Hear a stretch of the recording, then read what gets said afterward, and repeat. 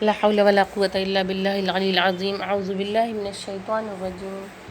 بسم الله الرحمن الرحيم.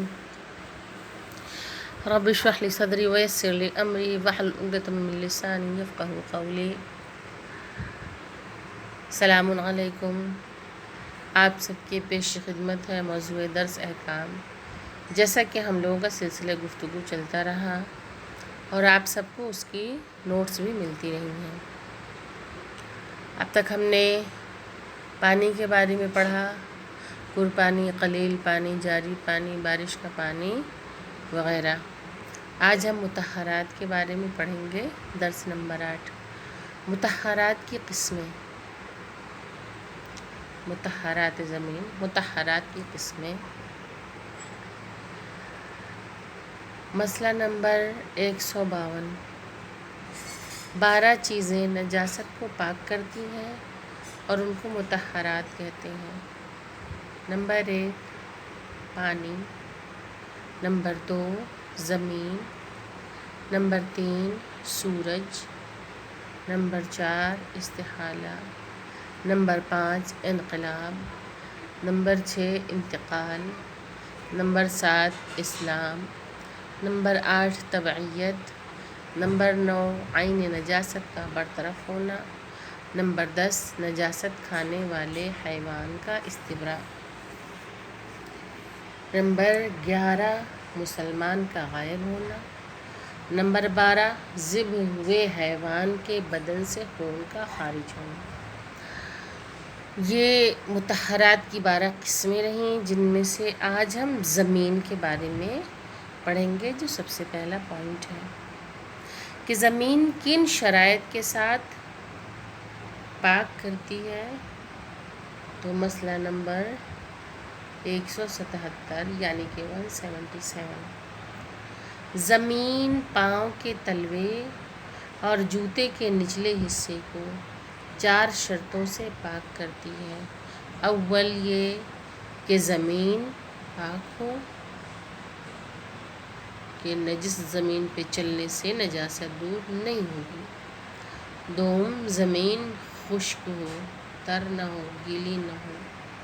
سوم احتیاط لازم کی بنا پر نجاست زمین پر چلنے سے لگی ہو. چہارم عین نجاست مثلاً خون اور پیشاب یا متنجس جیسے متنجس مٹی پاؤں کے تلوے یا جوتے کے نچلے حصے میں لگی ہو، وہ راستہ چلنے سے یا پاؤں زمین پر رگڑنے سے دور ہو جائے. لیکن اگر عین نجاست زمین پر چلنے یا زمین پر رگڑنے سے پہلے ہی دور ہو گئی ہو تو احتیاط لازم کی بنا پر پاک نہیں ہوں گی. یعنی کہ زمین پہ چلنا ضروری ہے اور چلتے ہوئے وہ نجاست پاک ہو.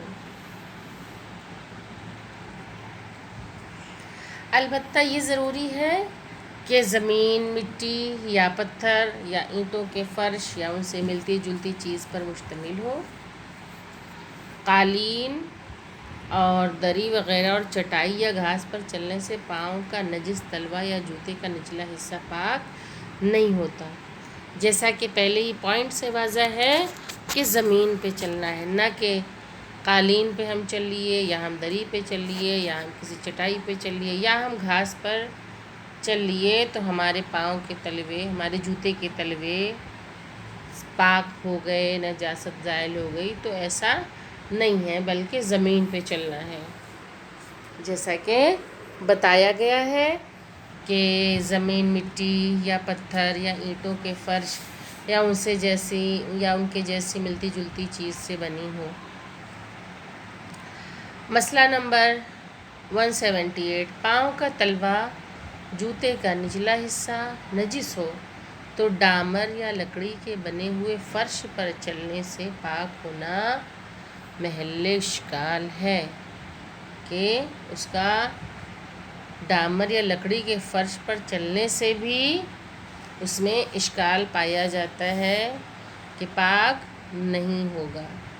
پاؤں کے تلوے یا جوتے کے نچلے حصے کو پاک کرنے کے لیے بہتر ہے کہ 15 ہاتھ یا اس سے زیادہ فاصلہ زمین پر چلے، خواہ 15 ہاتھ سے کم چلنے یا پاؤں زمین پر رگڑنے سے نجاست دور ہو گئی ہو۔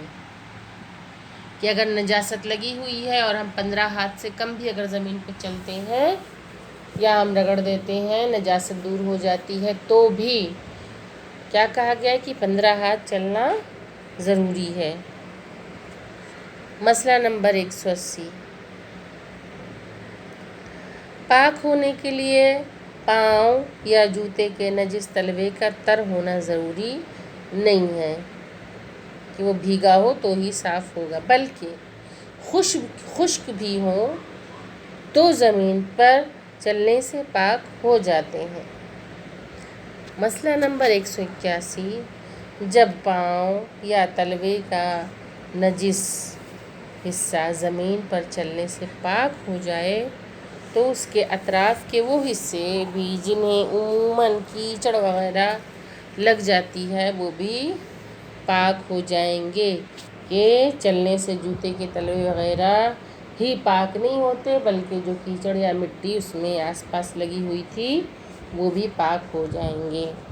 یہ رہا موضوع درس احکام میں سے مطہرات کے ایک پوائنٹ کا، کہ جو زمین ہے اس کو ہم نے مختصراً آپ کے سامنے بیان کیا، اور اس کا آپ بغور مطالعہ کریں اور اس کا PDF وغیرہ بنا کے بھیجیں، سوالات بنا کے بھیجیں۔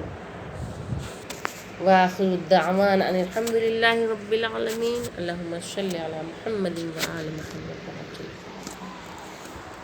خدا حافظ، السلام علیکم۔